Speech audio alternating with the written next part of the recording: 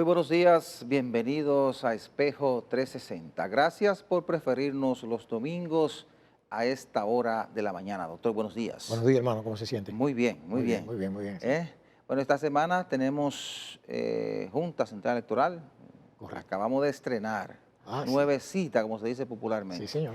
Vamos a hablar además del por qué le quitaron el contrato del agua y luz a la empresa que lo tenía arrendado por 25 años.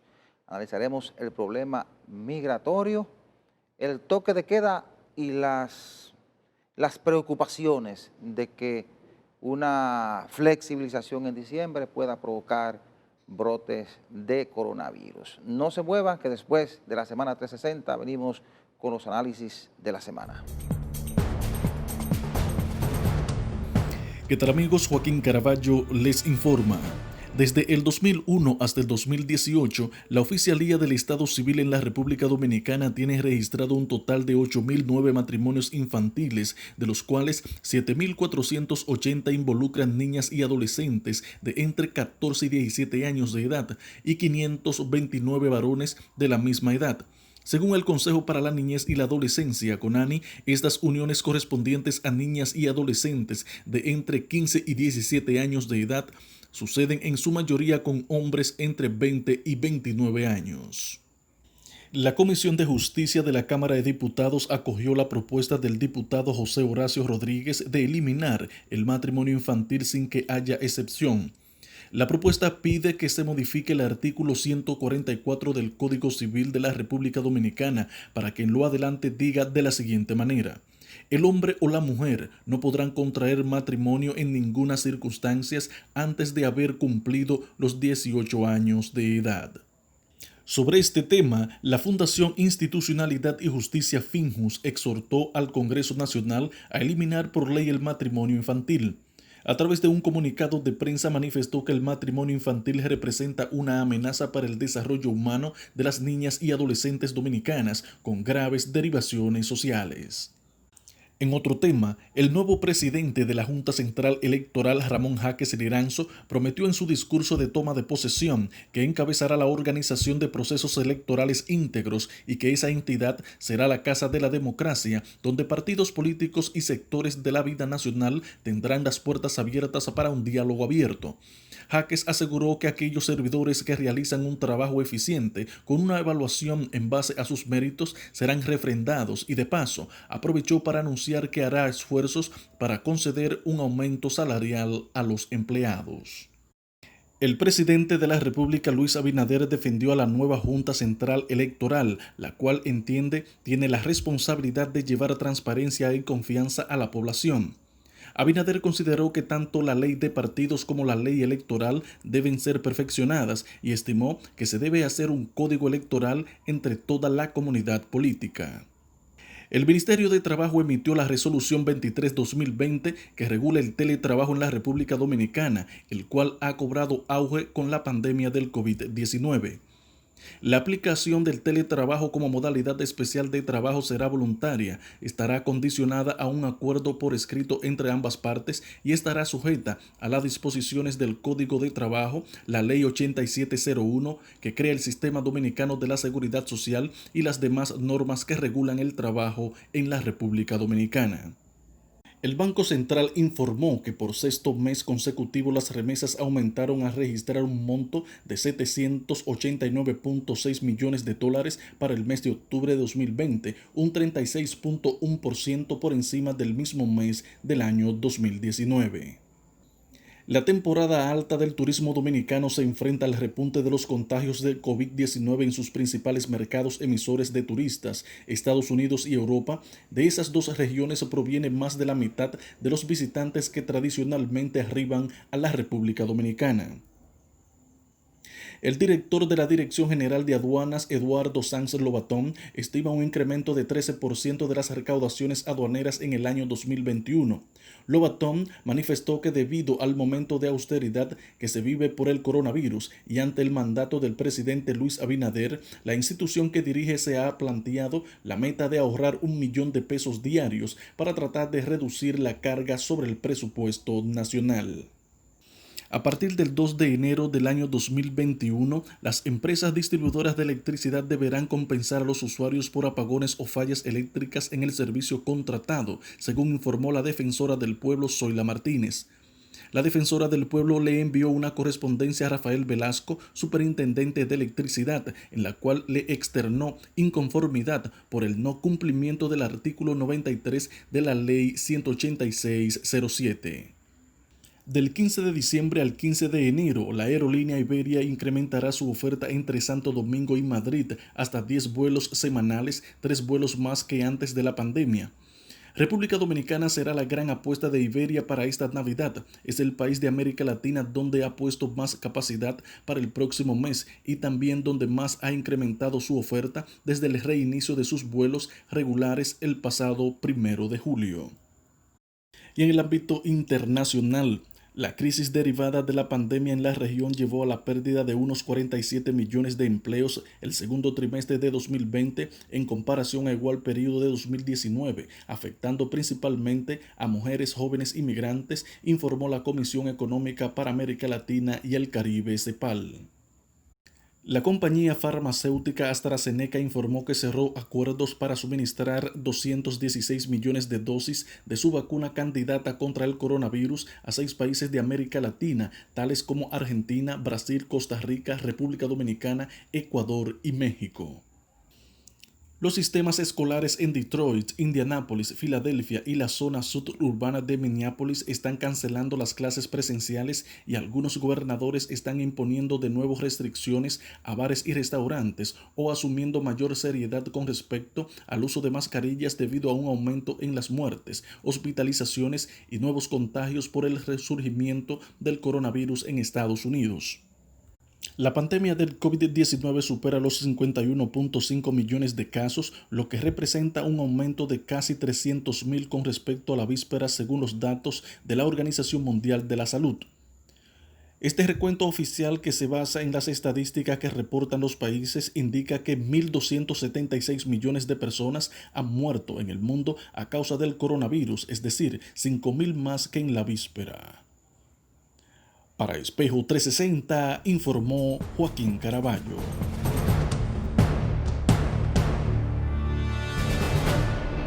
Esta semana el presidente Luis Abinader emitió un decreto ampliando el toque de queda hasta el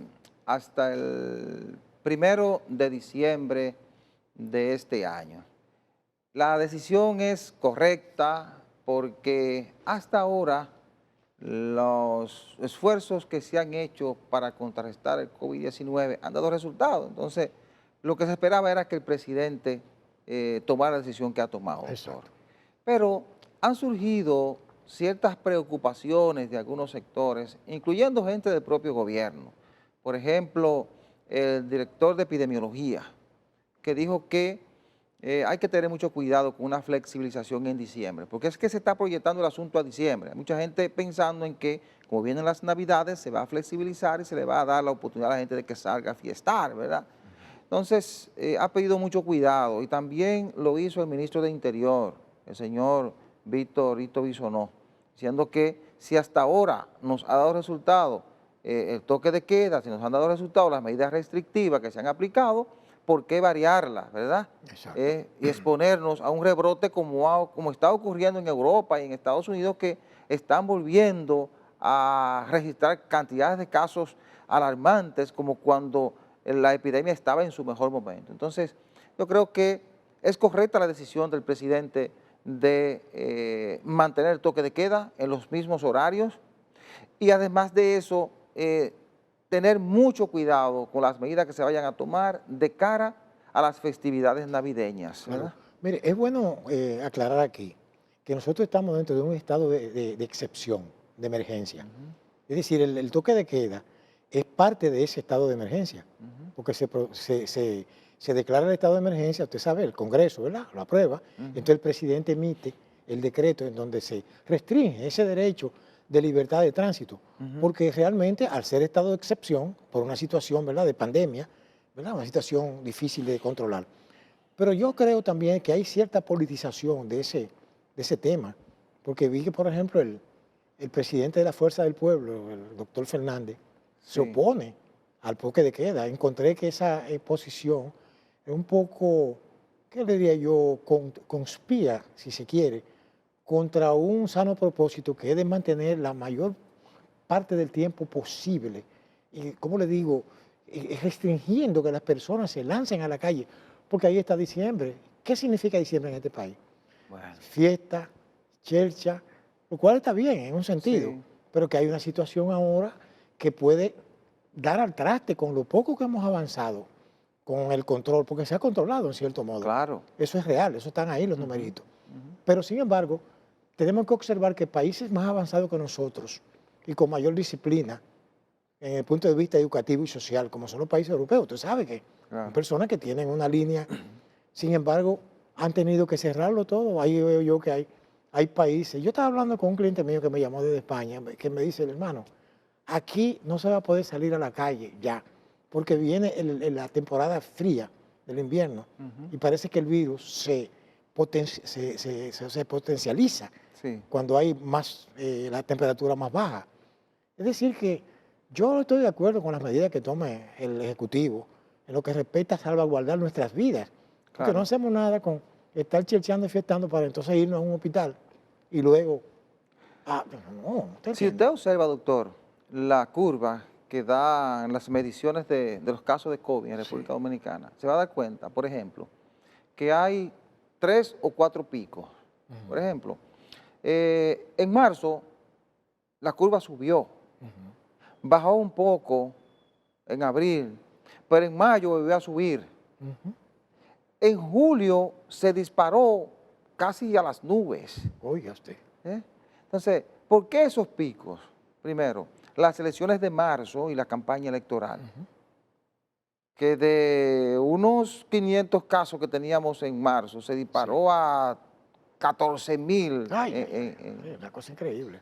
durante la campaña. Entonces, en mayo, cuando abrieron para las compras de las madres, recuerde, ¿verdad? Sí, sí, claro. También ahí se produjo otro pico, porque la gente se juntaba en las tiendas comprando ese tipo de cosas, aún manteniendo el toque de queda. Sí. Y entonces, julio, recuerda la campaña, junio y julio, los casos que se contaron, que se contabilizaron en julio, son los casos de la campaña, los últimos 14 días de la campaña electoral de Claro, claro que junio, sí, claro que porque sí. las elecciones fueron el 5 de julio, Claro. aún manteniendo el toque de queda. Imagínense una apertura, relajando las medidas, sin Cierto. toque de queda, con la gente bebiendo, fiestando en horas de la noche, Claro. porque alguna gente te dirán, bueno, si en el día la gente anda en las calles y tenemos el virus controlado, ¿por qué no abrir en la noche? Lo que ocurre es que en la noche la gente sale a divertirse. Exacto. Y no es verdad que usted con 400 personas en una discoteca, Oiga. bebiendo y bailando con uno que está tocando, usted va a controlar que usen mascarilla ni que tengan distanciamiento. Eso No va es a haber verdad. distanciamiento. Entonces, Claro. en el día la gente sale a trabajar, pero Ujú. la gente mantiene su distanciamiento, la gente se En cuida. cierto modo, La gente sí. anda con su spray de alcohol, anda con su gel, se lava las manos, anda con su mascarilla, mantiene un distanciamiento, hay una supervisión. A partir de las 9 de la noche, anteriormente era más temprano, 7 fines de semana, 7 de la noche y 9 de la noche de lunes a viernes, anteriormente era más temprano, 2 de la Cierto. tarde fines de semana, no, 4 de la tarde fines de semana y creo que 6 los días de lunes a viernes. Entonces, Cierto. pero esa restricción que hay de circulación a horas de la noche nos permite a nosotros mantener esos niveles de control. Es Y no hay que correcto. darle mucha vuelta a esto. Sabemos que hay mucha desesperación de los sectores económicos porque se reactive la economía, poco a poco se va a ir logrando, porque aunque algunos sectores que dependen de la actividad nocturna no tengan ese gran flujo de gente en estos tiempos por el toque de queda, bueno, los que trabajan hasta las 8 de la noche sí lo tienen. Claro Lo que que hay sí. que reinventarse hasta que se tenga la vacuna, porque es que hasta que no tengamos la vacuna, no vamos a poder volver a la normalidad y No, vamos a eso es tener que usar verdad. mascarilla por mucho tiempo. Yo creo Entonces, que... Sí. es una visión equivocada Sí. la de Fernández, como usted Sí, decía. sí, porque él realmente reaccionó por un problema que tuvo una diputada de su partido, Ya, que parece que tenía alguna razón, ¿verdad? Diríamos de salud. Creo que tenía un pariente, ¿verdad?, con sí, problemas, pero ella debió haberse provisto, ¿verdad?, sí. de su documento. Mire, a ningún ciudadano, doctor, tomando el caso de la diputada, A ningún ciudadano que se le enferme un familiar o que le fallezca un familiar, Sí. usted va a lograr que se quede en la casa tranquilo. No, claro Va a que salir. no, A eso veces es- me enferma un familiar y tengo que salir con él para la clínica o para el hospital y yo salgo. Ahora, cuando yo vaya hacia el hospital o la clínica o cuando regrese a mi casa, Claro, yo tengo que conversar, convencer a ese militar o a ese policía que me está mandando a detener, cumpliendo con un decreto producto de un toque de queda que le da la facultad para restringir el libre tránsito. Yo tengo que convencerlo de eso, pero con toda la amabilidad posible, porque yo ando en medio de un toque de queda. claro, Entonces, yo, por ejemplo, tengo una autorización de circulación como periodista por el medio en el que trabajo. claro. Pero a mí me paran cada noche a 2 y 3 esquinas en la ruta hacia mi casa, pero yo me paro muy amable, mire, este es mi carnet, yo vengo de trabajar, Exacto. ¿verdad? Para que entienda que, aunque tengo ese permiso, yo estoy respetando a la autoridad. Yo Claro. no estoy diciendo que esa diputada ni su familia no lo respetaran, porque ellos dicen que le falleció, creo que una hija de crianza y que iban del hospital hacia la casa y que los maltrataron. Sí. Pero hay que entender los dos escenarios. Primero, Sí. al militar o al policía que está tratando de cumplir con una disposición presidencial, una disposición de Estado, y al ciudadano que tiene un momento de dolor porque le ha fallecido un familiar o alguien enfermo. Entonces, ahí hay que negociar Sí, mucho. pero yo también quiero acotar, quizá en beneficio también de la señora, ¿verdad? Sí. De que, como usted dijo al principio del comentario, Ujú. nadie que se le enferme o se le muera un familiar No, no, no. va a reaccionar de manera tranquila y natural. No, no. Entonces, en segundo lugar, yo entiendo de que existen mecanismos, porque hay lo que se llama la causa de fuerza mayor. Sí. Para usted, por ejemplo, cumplir con ciertos requisitos, ciertas normas, hay a veces causas de fuerza mayor que impiden que eso sea así. Entonces, en esos casos que son excepcionales, Sí. creo que los altos mandos deben de impartir líneas, porque obvio, como usted dijo, los militares y los policías lo que hacen es cumplir órdenes, a decir verdad. Ellos no deliberan ese tipo de cosas. Pero yo creo que hay circunstancias que son de fuerza mayor que pueden ser comprobables también. Claro. Y que la claro. persona debe hacerse expedir. Comprobarle con una llamada, pero hay que Exacto. dialogar con mucha tranquilidad, Exactamente. sin tratar de imponer el principio de autoridad, porque yo soy esto, porque soy sí, lo otro, nada déjame de eso. aclararle algo. Yo no estoy de acuerdo con el maltrato a ninguna persona, en cualquiera que sea No, la yo circunstancia. también. Lo que pasa es que a veces hay personas que se comportan con la autoridad de una manera inadecuada. No fue el caso, no, me parece a mí, de la señora, que es una señora que tengo entendido que como es diputada, Sí. aunque el que sea diputada no significa que tenga que ser educada, pero, Sí. Pero por un realmente- caso en particular no puede llevar a Exacto. un líder político, la dimensión de Fernández, Eso- a plantear eso. Eso lo dije yo, que sí, como que se ¿entiendes? politizó un poco el asunto Sí, ahí. Pero Y también... mire que Fernández es un hombre muy preocupado por los intereses del país. Claro que sí. Y además en una situación como la que estamos, él que fue Sí. presidente 3 veces, Claro, claro. que si él hubiera sido No, presidente... es un hombre de Estado. Sí. Claro, un hombre de Sí, Estado que debe, claro. se supone que, bueno, él reaccionó así. Hay que ver con mucho cuidado esa reacción. Sí, con Sí, hay que pinza, verla, ¿verdad? sí, Sí, con sí. pinza. Pero yo creo que la autoridad no puede relajarse No, no. en este asunto, porque la autoridad está ahí para eso. Sí, Obviamente sí. a veces algunos efectivos se pasan de la raya Ujú. en ciertas cosas, ¿verdad?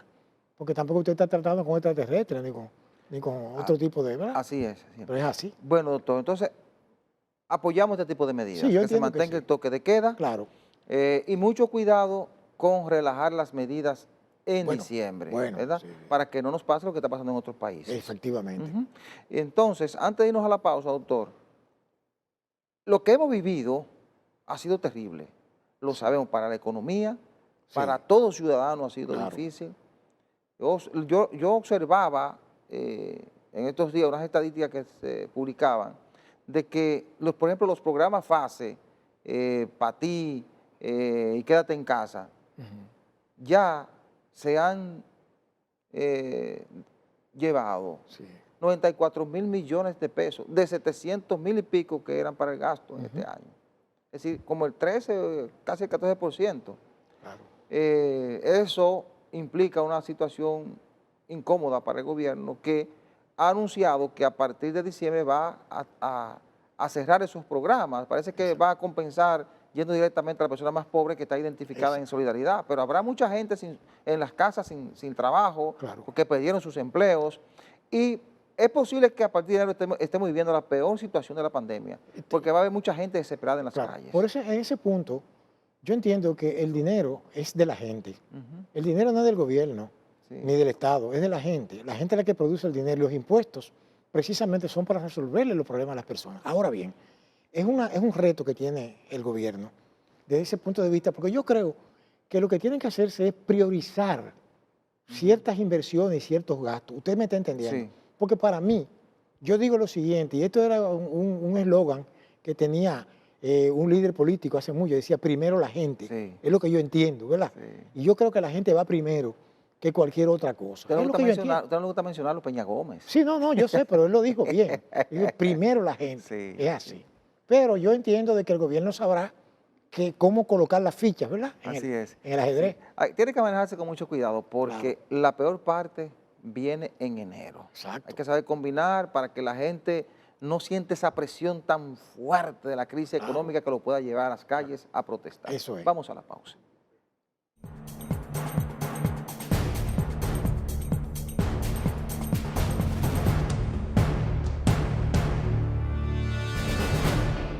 A casi 6 décadas después de la caída del régimen de Trujillo, todavía en este país se sigue repartiendo el patrimonio del Estado.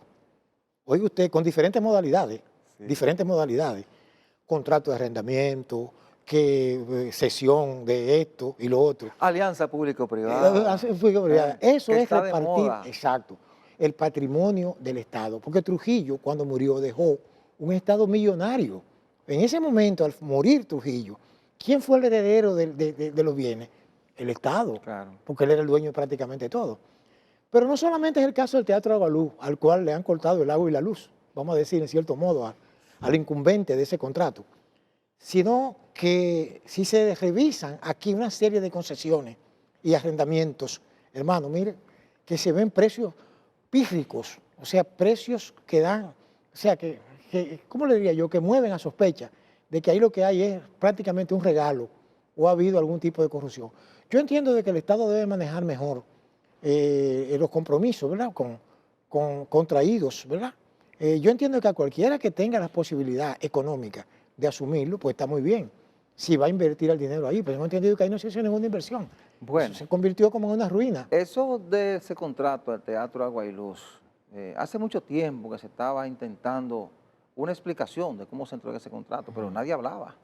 Sí. Ese contrato lo dieron a una empresa que se llama Consultoría Astur, el 30 de marzo del año 2015.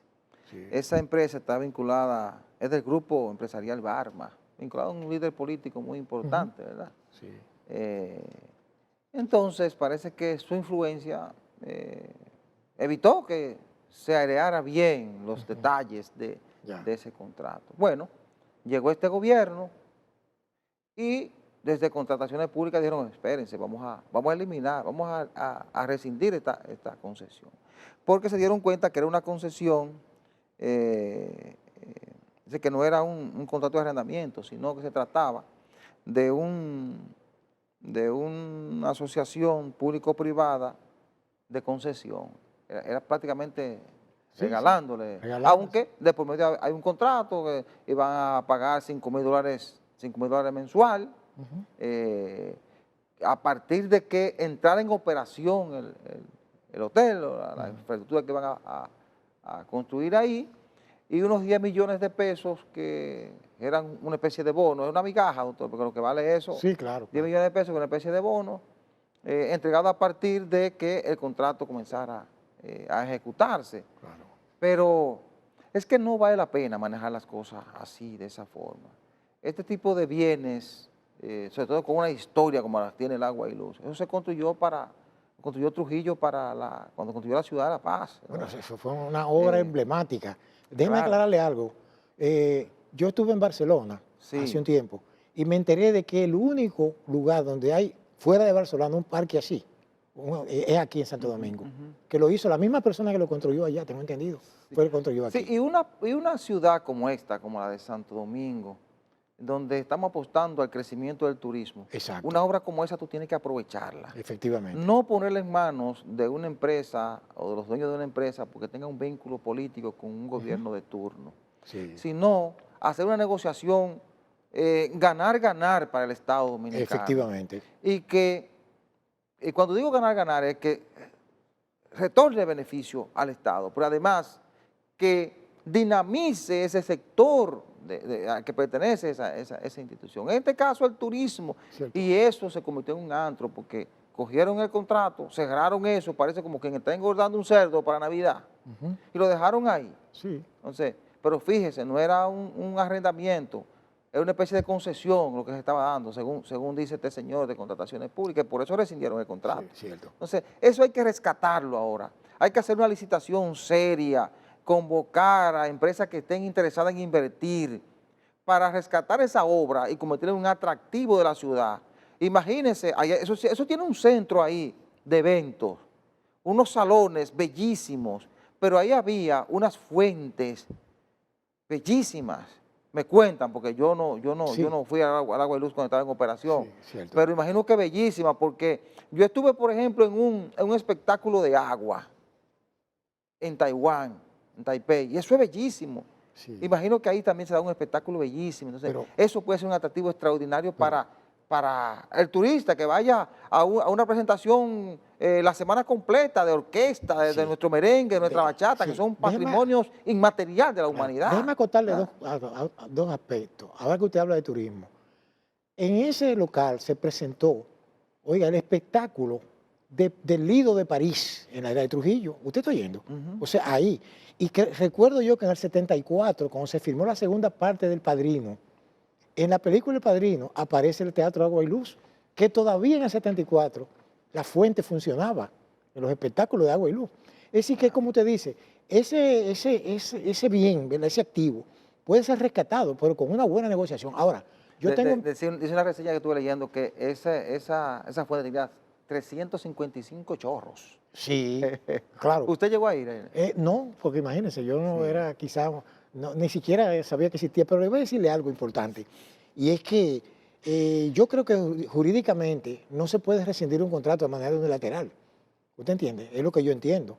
Eso debería ser como que, digo, esto lo digo yo en beneficio de los firmantes, ¿verdad? Sí. Depende, a veces se hacen contratos que los beneficiarios no se atreven ni siquiera a reclamar cuando los rescinden. Ahora podría ser. Sí, pero la rescisión de un contrato. Son tan raros que no resisten explicaciones. Pero debe ser pronunciada por un tribunal. Eso es lo que plantea el artículo correspondiente del Código Civil. Hay que ver también si la parte de la ley de contrataciones públicas, a ver qué facultades también le da a esa institución. Sí, pero que no se puede rescindir hasta que yo sepa como abogado. Usted no puede rescindir un contrato. Porque hay un procedimiento. Sí, claro, Un procedimiento. claro. Imagino que estarán en eso. Claro. Suspenden la concesión, pero debe venir ahora una decisión de un tribunal. Una forma que yo puedo decir aquí, que hay de rescindir el contrato sin tener que ir al tribunal, es que las dos partes se pongan de acuerdo. Claro. Las dos partes de acuerdo en rescindirlo, y ya eso es otra cosa. Mire, doctor, ¿qué buscaban los obispos en el Palacio Nacional el pasado martes? Una reunión ahí del presidente Abinader, parte de los funcionarios del gobierno con los miembros de la Conferencia del Episcopado Dominicano. Perfecto. En pleno estuvieron ahí. Cierto. Pero sabe que el presidente de la conferencia es Freddy Bretón, el monseñor Freddy Bretón, que es el arzobispo de Santiago. Pero me llamó mucho la atención, ¿verdad? Sí. Decía el arzobispo Bretón que el presidente Abinader es un hombre que está muy, muy empapado de los problemas del país, porque dice que ellos fueron a hablar de los problemas de cada provincia y que estaba muy empapado. Oiga, a mí no me llamó la atención. Sí. ¿Usted sabe por qué? Ajá. Porque desde que Colón llegó aquí, la Iglesia Católica está metiendo la nariz en el Estado. No, a mí me llama la atención porque hay temas importantes en la agenda de la Iglesia Católica. Bueno, pero... Por ejemplo, recuerde que tenemos una discusión de un código penal en el Congreso. Pero sí, está bien. Y otros temas que más que una obra en una comunidad son de mayor interés para la Iglesia. Recuérdese, fíjese, por eso que a mí me gusta estudiar la historia. Sí. La Iglesia Católica consiguió todos esos privilegios aquí. Esos privilegios, tiene privilegios fiscales, privilegios inmobiliarios, privilegios de todo tipo, hasta militares. Lo consiguió cuando Trujillo firmó el concordato con la Santa Sede. El concordato, claro. Pues que inclusive le da jurisdicción privilegiada de que un cura cometía una falta penal y no podía ser juzgado por un tribunal corriente. Eso ha ido evolucionando. Pero yo entiendo de que con la Iglesia Católica lo que pasa es lo que pasa, como dicen los franceses, es una pata del poder, de la mesa del poder, un poder fáctico. ¿Usted comprende? Y eso buscaban. Ahora, le voy a decir algo. El Estado Dominicano se supone que es laico. dice la Constitución, que es un Estado laico, y que todas las corrientes del pensamiento religioso tienen cabida, ¿verdad? Sí. Sin embargo, parece ser que nosotros nos comportamos como que es un Estado religioso, en donde la Iglesia tiene un poder completamente, que eso no se puede discutir. Sí, pero la iglesia evangélica también ha tenido mucho avance en No, República porque han Dominicana. luchado, ahora su Sí, partido, claro. para poder conseguir un poquito de Lo que pasa es espacio. para conseguir cada cosa hay que luchar, no importa que sea la iglesia o quien Y sea, porque eso es también, verdad. sí, y también hay Y que- tú consigues en función de tu poder. no Por solamente, eso- que hay un fenómeno real, sociológico, y es que las iglesias evangélicas han crecido de manera exponencial en este país. sí. Oiga bien. No solo en este país, también en una buena parte del mundo. Y eso ha despertado sí. a los poderes fácticos. Sí. Espérate. Observe que hay un representante, hay un enlace entre el Claro. Estado y las iglesias Que evangélicas. nunca existió en esa época. Claro. No, claro, pero creo que desde Leonel para acá existe. Es lo que le Desde el digo. 96 para acá, porque comenzaron a darle mayor importancia a la iglesia evangélica por su crecimiento. Oh, pero Y claro. se dieron cuenta que necesitaban un interlocutor por la importancia de la iglesia. Exacto. Sin A medida embargo- que fue adquiriendo esa fortaleza, Sí. está teniendo la oportunidad de sentarse en la mesa de la negociación a buscar Cierto. ciertas concesiones para la iglesia Pero aún evangélica. así, los privilegios que tiene la Iglesia Católica con nuestro presupuesto no lo tienen los grupos evangélicos. No. Le Además, construyen colegios, no, le pero construyen, le regalan cosas. recuerde que la fortaleza de la iglesia evangélica no es tan antigua como la católica. No, no es eso. Eso que era son, ellos. es que son ciudadanos americanos igual que cualquier otro. Yo sé y que pagan sí. impuestos igual que Yo- cualquier yo otro. sé que sí, pero Claro. cuando se negoció en concordato, la iglesia evangélica no tenía. No, eso es Trujillo. eso eran Déjeme dos o tres decirle, gatos. Le voy a decir algo, que después Trujillo se arrepintió. Sí. Y en un foro público apareció, el concordato es inconstitucional. Oiga, es increíble. Y lo es inconstitucional. Bueno, Pero esa es la realidad. Decía el señor Bretón que en esa reunión hablaron de temas de familia, violencia de género, educación, creación de empleos y necesidades de cada una de las provincias. Es interesante analizar Eso los es lo que habla problemas de política. nacionales. Bueno, lo que pasa, doctor, que hay que tomar en cuenta también que los curas católicos tienen incidencia en cada una de las comunidades. Y siempre es bueno discutir este tipo de cosas, pero para mí, más que eso, el problema que fue bueno que lo discutieran, hay otros temas de la agenda muy particular de la iglesia, como el tema del aborto, el tema del matrimonio infantil, que está Claro. también en el debate, Claro, y otros asuntos de interés para la iglesia. claro que sí. Así Yo es creo que sí. Incluso, ahora, en eso del matrimonio infantil, realmente lo que no hay que modificar no es el Código Civil, No. es la Ley 659. La ley 659 sobre que- acto del Estado Civil, sí. que es la que lo permite. Así es. ¿Usted comprende? Porque hay un debate de que ese artículo del Código Civil fue derogado. Exacto, por la Ley 659. Exacto, hace Claro. mucho tiempo. Pues claro, Hace esa ley mucho de los años tiempo. 40, Sí. del siglo pasado, Sí. claro que Entonces sí. es un debate que va a venir. Claro que sí. Pero que es más imagino- fácil que modificar el código. O sea, la ley la pueden modificar y adecuarla, ¿verdad?, a los tiempos modernos. Y parece que hay un interés. Hay un interés ya de los políticos, de las iglesias y de amplios sectores de la sociedad. Exacto. Anteriormente, quienes se preocupaban por ese tema, por ese problema, eran los organismos internacionales, como UNICEF, organismos que trabajan con niñez, aquí con ANI Exacto. y otras instituciones que trabajan con niñez. Cierto. Pero ahora he visto que se pronunció el presidente, se pronunció Finjus, se pronunció CONANI, se pronunció UNICEF, se pronunció un fiscal, se han pronunciado diferentes sectores de la sociedad dominicana. Pero fíjese una cosa, eso va a incidir en el matrimonio como acto jurídico Sí. infantil, pero no en la unión de hecho. ¿Y quién controla la unión de hecho? Bueno, hay cosas Oye. que son incontrolables. Uy, ¿y cómo? Pero Si la mayoría. quien se exponga sabe a lo que se atiene. No, ¿por qué? Porque aunque se dé de hecho, si hay una reacción y un sometimiento puede tener problemas porque hay una ley que te va a sancionar porque lo prohíbe. Bueno, ciertamente, pero lo que quiero decirles es eso. Aquí hay leyes que prohíben las relaciones entre mayores de edad con menores, relaciones sexuales. Sin embargo, no pasa nada. Bueno. Y eso va creciendo. Sí, si no hay sometimiento nunca pasa nada. No va a pasar nada. Pero Sí. si la gente lo conoce, Sí. tiene una herramienta para reclamar y sancionar. Vamos a la pausa.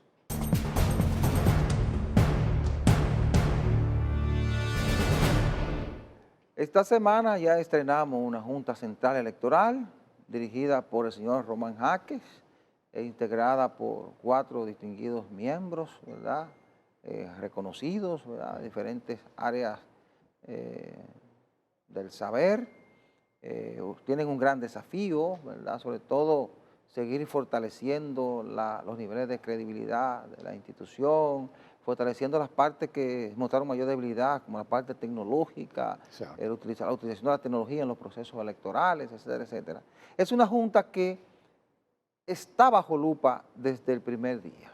Claro. Y eso deben entender los integrantes de esa Junta Central Electoral. Primero porque, aunque se ha anunciado que es una junta de personas que no están vinculadas a partidos políticos, que son independientes, hay sectores de la política con mucha importancia e incidencia en la política dominicana que dicen que no es independiente, que responde a un sector en particular, sobre todo a su presidente le están vinculando a Fuerza del Pueblo y al presidente Leonel Fernández. Vi al presidente Luis Abinader defendiendo la elección, diciendo que es una junta independiente y que tiene el compromiso y la responsabilidad de devolver la credibilidad a la sociedad dominicana, pero ellos tienen el compromiso de demostrar con sus actos que realmente son independientes y que responden a la sociedad dominicana y no a ningún partido ni líder político en particular. Ese es su gran desafío, doctor. Ese es su gran desafío. Claro. Fíjese, los que están cuestionando la nueva Junta puede que carezcan de cierta, diríamos, legitimidad para cuestionarla. ¿Por qué razón? Porque ellos también manipularon en su oportunidad. Y aquí se sabe que muchas cosas que sucedieron en juntas anteriores, ¿verdad? Sí. Lo que pasa es que tenemos que darle la oportunidad, como bien usted ha proclamado aquí, a que la gente haga su trabajo.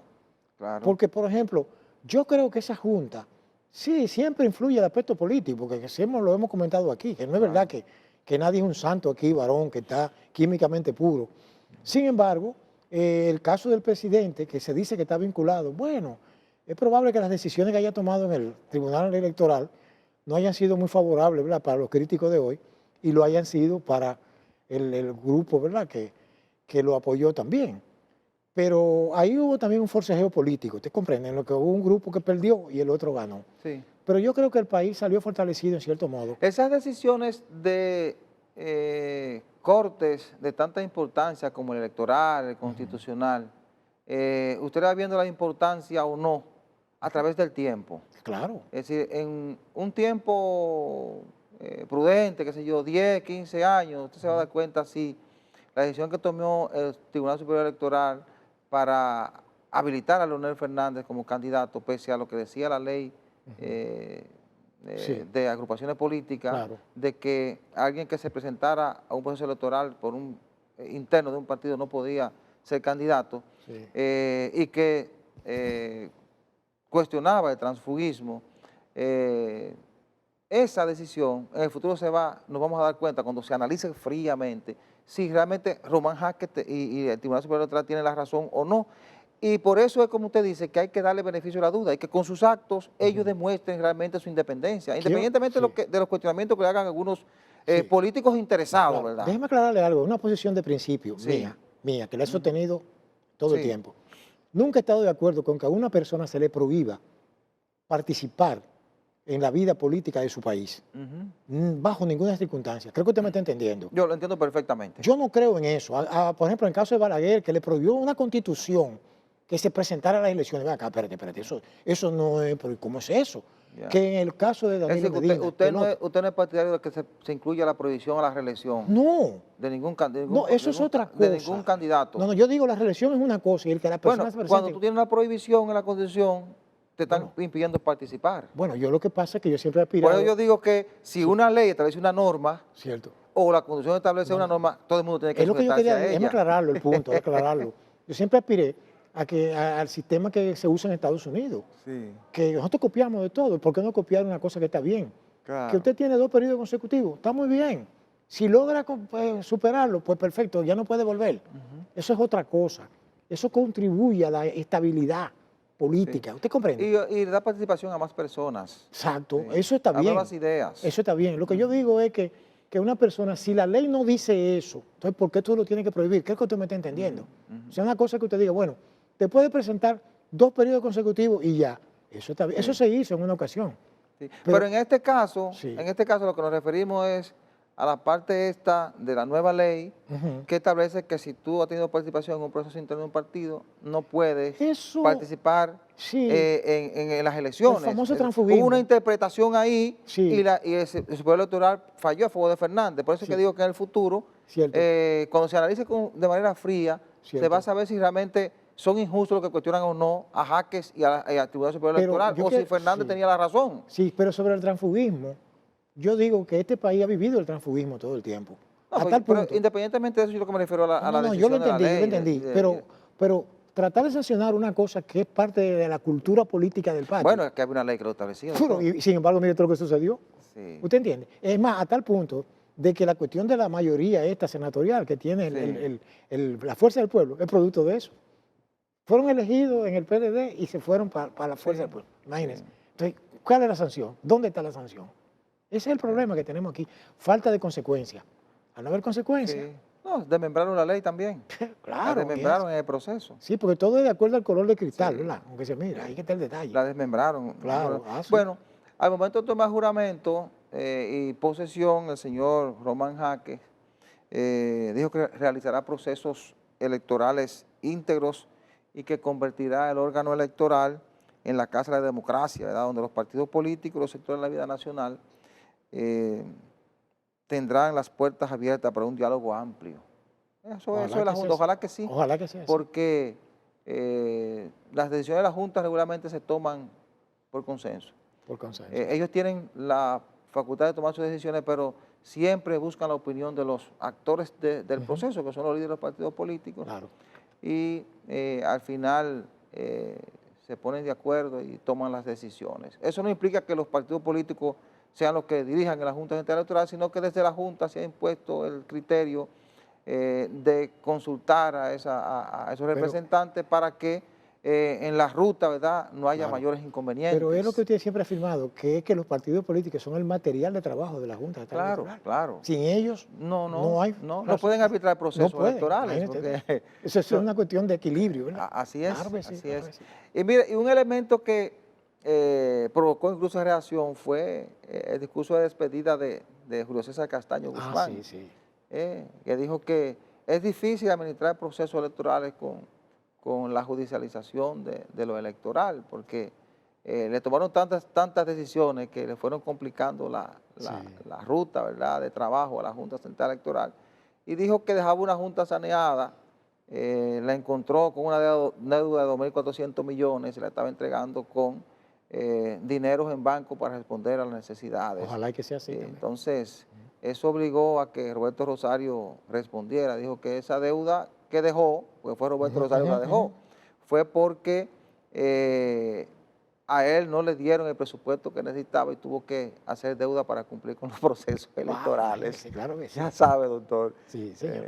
Pero bueno, ojalá que con una junta en lo económico saneada, con tanta expectativa como ha llegado esta gente sobre los argumentos del presidente y del Partido Revolucionario Moderno de que es una junta independiente, puedan arbitrar los procesos de manera tal que todos los representantes se puedan sentir que están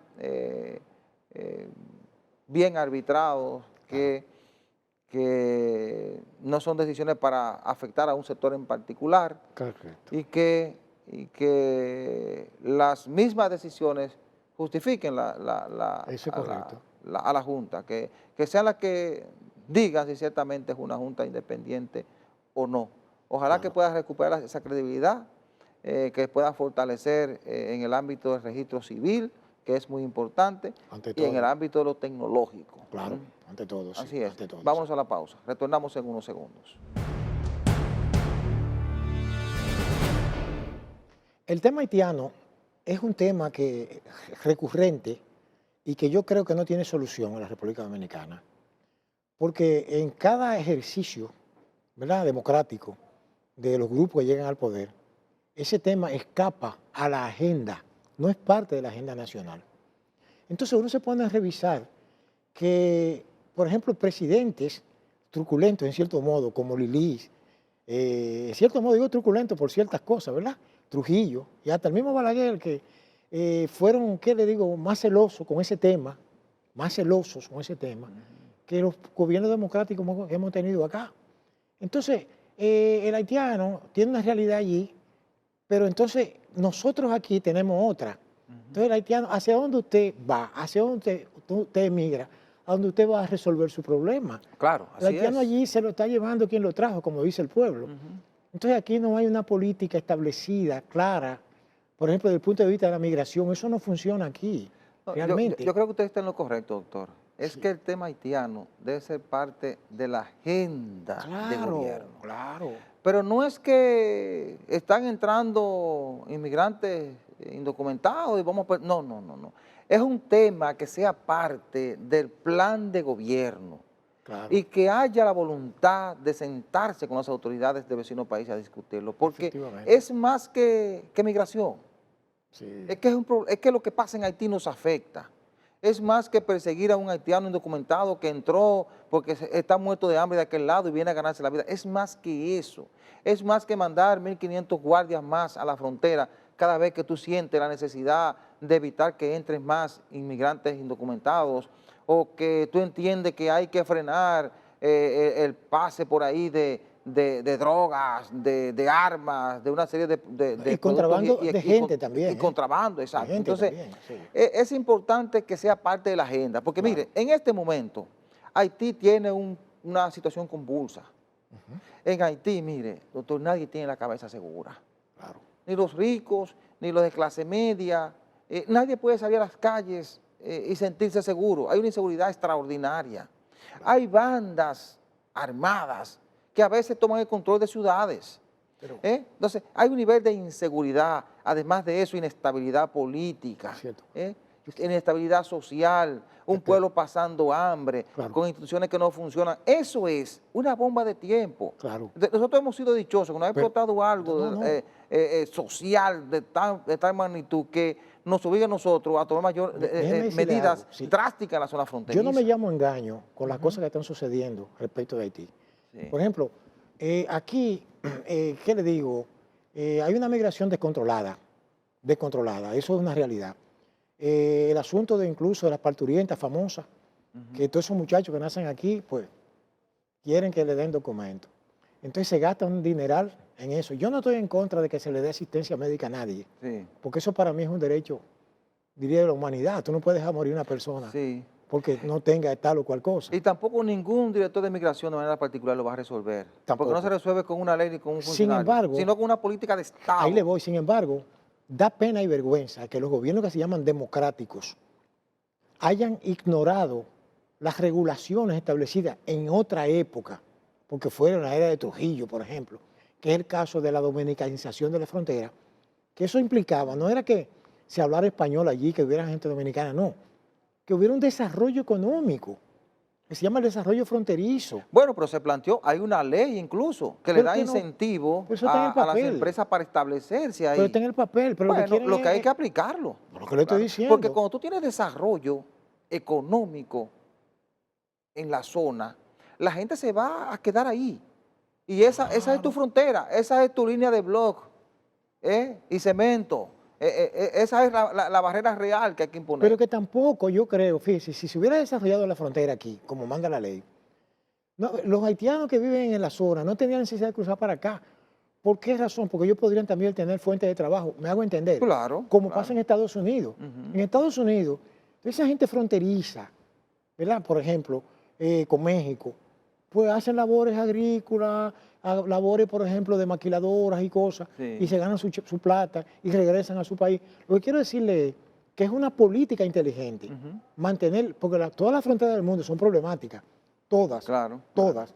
Pero la de nosotros es muy Y sui son generis. más problemáticas cuando tú tienes ese desbalance. Pero claro que lo estoy diciendo. Porque es que vivir en República Dominicana y vivir en Haití es así, hermano, mire. pero Es no una solamente inclinación eso. de la balanza increíble. Usted dijo algo ahí, que era para ponerle la carne de gallina a cualquiera, o pelo de punta.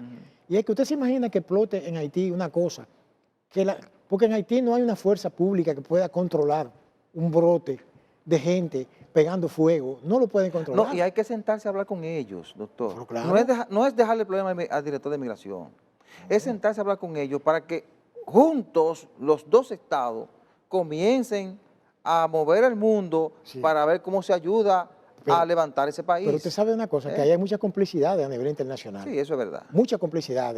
Gente que tiene otros intereses oscuros, que a veces cuando se denuncian creen que uno tiene una teoría de la conspiración, y no es así.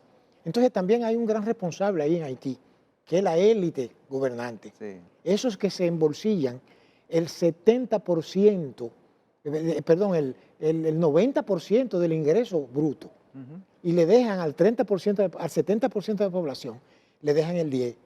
Es una sociedad desbalanceada, donde están los muy, muy, muy ricos y los muy, muy, muy pobres. No hay un equilibrio como aquí, que hay una gran clase media en este país. Por más problemas que hayamos tenido aquí, nosotros hemos sorteado mejor esa situación. ¿Usted comprende? Y yo creo que nadie tiene la obligación de suicidarse. La gente tiene el derecho a sobrevivir. Sí. Los haitianos, lamentablemente, tienen ese problema que tienen las élites y las clases dirigentes y políticas de aquel país. Lo que menos le interesa es su propio país. ¿Usted me está entendiendo? Sí. Es así. Bueno, esta semana estuvo en Puerto Príncipe el canciller dominicano Roberto Álvarez, conjuntamente con el director del DNI. Imagino que haciendo contacto y haciendo... No fue una visita oficial. Sí. Quizás sea mejor así, porque permite moverse con más facilidad para luego hacer una visita oficial. Pero ojalá que este sea el inicio de una serie de contactos que permitan que autoridades de ambos países puedan atacar uno por uno los problemas que son incumbencias de ambos países. Claro que sí. Como por ejemplo, los problemas de seguridad, problemas de aduanas. Hace poco las autoridades aduanales de Haití impusieron un impuesto de $800 a las mercancías dominicanas que entran por los puertos. Es decir, hay una serie de regulaciones que ellos tienen que sentarse a discutirlas y después salir a enfrentar juntos los problemas de ambos países. Porque es que esa situación nos está afectando a República Dominicana y Haití, pero más a la República Dominicana. Claro, pero nosotros tenemos un costo en esa migración también. Claro. Un costo de salud pública, un costo social. Claro. ¿Usted entiende? Por eso es que cada esfuerzo que hacen los presidentes dominicanos, los gobernantes dominicanos en escenarios internacionales para que la comunidad internacional mire hacia Haití en la búsqueda de soluciones son importantísimos. Claro que sí. Son importantísimos porque si Haití resuelve su problema, nosotros tendremos menos presión política y social en República Dominicana. Eso es correcto. Señores, la semana que inicia va a estar centrada en el debate sobre la eliminación de matrimonio infantil. Tomemos en cuenta que esta semana la Comisión de Justicia, la Cámara Baja, rindió un informe donde favorece la eliminación de matrimonio infantil, pero sobre la marcha ha surgido la argumentación, la sugerencia de algunos especialistas de que no es el Código Civil que hay que modificar, la ley 659 que rige el matrimonio infantil o los actos del Estado Civil. Claro. Bueno, eso se va a discutir la semana próxima en la Cámara de Diputados. También, otro tema que va a estar sentando la atención es la elección de la segunda mayoría en el Senado. Pero es un hecho que se lo van a dar a la fuerza del pueblo porque la comisión, compuesta por 7 miembros, 5 de ellos votaron a favor de que la segunda mayoría se le reconozca a Leonel Fernández y eso por ende le dará un representante en el Consejo de la Magistratura. Es decir, que la semana que inicia va a estar muy movida, muy activa, de muchos debates y de mucho interés para la sociedad dominicana. Señores, hemos llegado al final del programa. Muchísimas gracias por la atención prestada. La cordial invitación para el próximo domingo a la misma hora y por este canal. Buena suerte, buenos días.